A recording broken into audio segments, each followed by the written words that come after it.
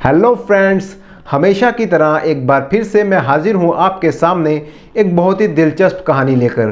Friends, आज के video को पूरा ज़रूर देखिएगा क्योंकि आज की कहानी बहुत ही इंटरेस्टिंग होने वाली है और आई एम श्योर आपने चैनल को सब्सक्राइब तो कर ही दिया होगा और साथ में लाइक करना मत भूलिएगा। तो चलिए शुरू करते हैं आज की स्टोरी।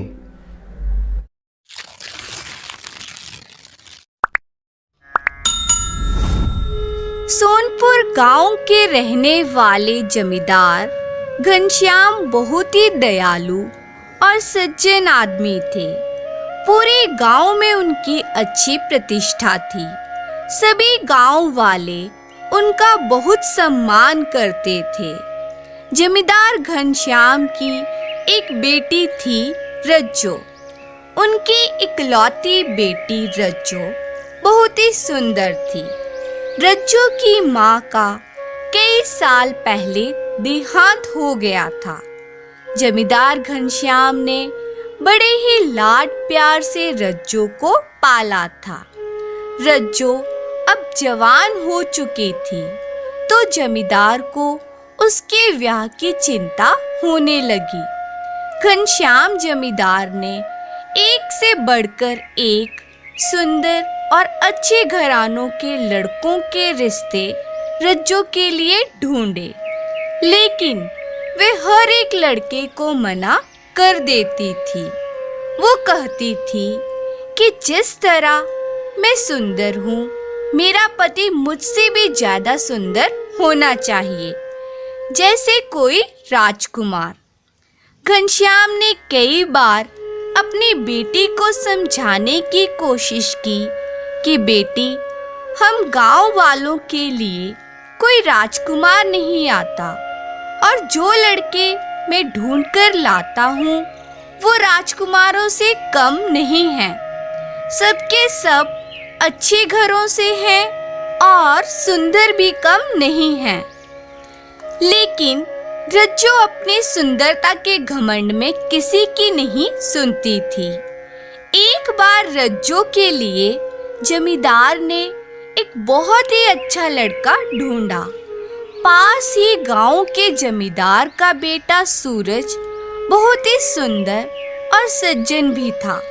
जमींदार ने कहा, बेटी, ये रिश्ता बहुत ही अच्छा है, इसे हाथ से जाने मत दो और जल्द से जल्द सूरज से शादी करके अपना घर बसा लो। तुम्हारी माँ अगर जिंदा होती तो अब तक तुम्हारी शादी हो चुकी होती। रज्जो ने कहा, नहीं पिताजी, लड़का मुझे पसंद नहीं है। मुझे तो मुझसे भी सुंदर पति चाहिए, जैसे कोई राजकुमार। इतना सुनते ही पिता का पारा चढ़ गया और बोले, बेटा, सुंदरता का इतना घमंड अच्छा नहीं है। रज्जो पर इसका कोई असर नहीं हुआ।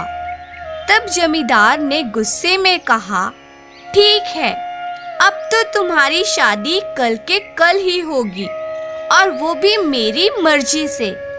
कल सुबह सुबह जो भी पहला आदमी मुझे मिलेगा, मैं उसी से तेरा ब्याह करवा दूंगा। इतना कहकर जमींदार पैर पटकते हुए घर से निकल गया। अगली सुबह जमींदार अपने घर से निकला ही था कि उसके दरवाजे पर एक भिखारी आ पहुंचा। वो भिखारी एक हट्टा कट्टा जवान लड़का था। पहले तो जमींदार ने उसे लताड़ा कि जवान होकर भीख मांगते हो, शर्म नहीं आती। फिर उसे अपनी कल की बात याद आ गई और भिखारी से ही अपनी बेटी का विवाह करवा दिया। रज्जो इस शादी से खुश तो नहीं थी, लेकिन इसे ही अपनी किस्मत मानकर वो उस भिखारी के साथ चल पड़ी। उस भिखारी का नाम सलजू था और इस तरह से अमीर घर की लड़की रज्जो को अब भिखारी पति के साथ जाना पड़ा। जमींदार ने अपने भिखारी दामाद को आशीर्वाद दिया। सलजू ने कहा, सेठ जी, अब हमें जाने दें। मैं अपनी पत्नी के साथ अपनी झोपड़ी में ही रहना चाहता हूँ।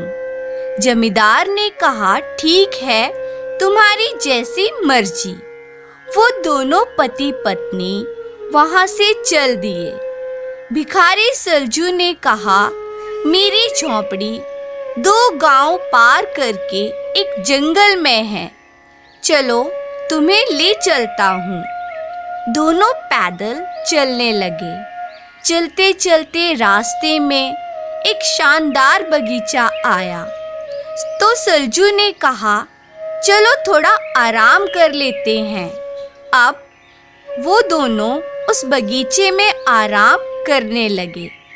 तब रज्जू ने पूछा, ये सुंदर बगीचा किसका है?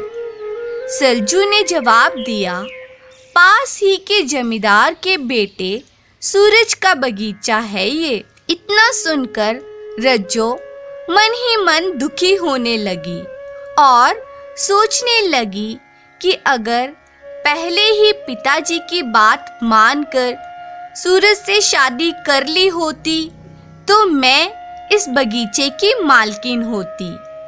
जब दिन ढलने लगा तो दोनों जंगल की तरफ चले गए जहां सलजू भिखारी की झोपड़ी थी। घर पहुंचकर सलजू ने कहा, सुनो रज्जो, मैं एक भिखारी हूँ। मैं जितना ज़्यादा भीख मांग सकूं उतना हमारे लिए अच्छा है। इसलिए मैं सुबह तड़के सूरज उगने से पहले ही घर से निकल जाऊंगा और सूरज ढलने के बाद अंधेरा होने पर ही वापस आऊंगा। और इस तरह से सलजू रोज सुबह तड़के निकल जाता, रात अंधेरा होने पर ही घर लौटता। रज्जो इसे ही अपनी किस्मत मानकर दिन काट रही थी। जो भी रूखा सूखा मिलता दोनों पति पत्नी खा लेते। इस तरह 1 महीना बीत गया। तब रज्जो ने सलजू से कहा, सुनो जी, महीना बीत गया हमें ब्याह किए हुए। तुम एक बार भी मुझे मेरे पिता से मिलवाने नहीं ले गए। तुम जैसे भी हो अब मेरे पति हो। मेरी ये छोटी सी इच्छा तो पूरी कर ही सकते हो। सलजू इस बात पर राजी हो गया और अगली सुबह तड़के ही रज्जो को मायके ले जाने का वायदा कर दिया। सुबह तड़के उठकर रज्जो तैयार हुई। दोनों ने कुछ खाना खाया, लेकिन रज्जो ने रास्ते के लिए भी कुछ पकवान बनाने शुरू कर दिए, जिसकी वजह से सुबह सूरज निकल चुका था। सलजू ने कहा, सूर्योदय हो गया है, अब मैं नहीं जाऊंगा। तो रज्जो रोने लगी। रज्जो की जिद के आगे सूरज को हार माननी पड़ी। वो दिन की रोशनी में ही अपने घर से निकल पड़े। सलजू ने कपड़ों से अपना चेहरा ढक लिया तो रज्जो ने कहा, हम कोई चोर उचक्के हैं जो तुम चेहरा ढककर चल रहे हो। और उसने सलजू के चेहरे से कपड़ा हटा दिया। अभी दोनों कुछ दूर ही पहुंचे थे कि उन दोनों को देखकर गांव के लोग उन्हें हाथ जोड़कर प्रणाम करने लगे। लोग उनके लिए रास्ता छोड़कर खड़े हो जाते। ये सब देखकर रज्जो को कुछ समझ में नहीं आ रहा था कि मेरे भिखारी पति को लोग इतनी इज्जत क्यों दे रहे हैं। इससे पहले कि रज्जो कुछ पूछती, सलजू बोल पड़ा, हैरान मत हो रज्जो, अपने पिता के घर पहुंचो, वहां सब समझ आ जाएगा। जब दोनों जमींदार घनश्याम के घर पहुंचे तो घनश्याम ने दोनों को गले लगा लिया और उनका आदर सत्कार किया। मौका पाकर रज्जो ने अपने पिता को रास्ते की घटना के बारे में बताया कि कैसे लोग मेरे भिखारी पति को सम्मान दे रहे थे। तब जमींदार ने अपनी बेटी से कहा, बेटी, तुम्हारा पति असल में भिखारी है ही नहीं, वो तो पास के गांव के जमींदार का बेटा सूरज है, जिससे तुमने शादी करने के लिए मना कर दिया था। ये सब मेरी ही योजना थी तुम्हारा घमंड तोड़ने के लिए। मैंने ही उसे भिखारी बनकर आने को कहा। जमींदार ने आगे कहा, इसलिए वो अंधेरे में ही घर से आता जाता था कि उसे कोई पहचान ना सके, लेकिन आज तुम्हारी जिद के कारण उसे दिन के उजाले में निकलना पड़ा। खैर, जो भी हो, सच तो तुम्हें बताना ही था। ये सुनकर रज्जू की आंखों में आंसू आ गए और वो अपने पिता के गले लग गई। जमींदार ने कहा, ये सब एक नाटक था तुम्हें सही रास्ते पर लाने के लिए।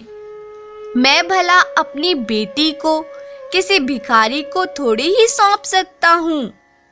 रज्जू को अब समझ आ चुका था कि माता पिता हमेशा बच्चों का भला ही सोचते हैं। दोनों पति पत्नी अब अपने असली घर में रहने लगे और खुशी से अपना जीवन बिताने लगे। तो फ्रेंड्स, अगर आपको ये स्टोरी पसंद आई हो तो इसे लाइक ज़रूर करें और इसी तरह की इंटरेस्टिंग स्टोरीज देखने के लिए चैनल को सब्सक्राइब कर दें। And thank you for watching.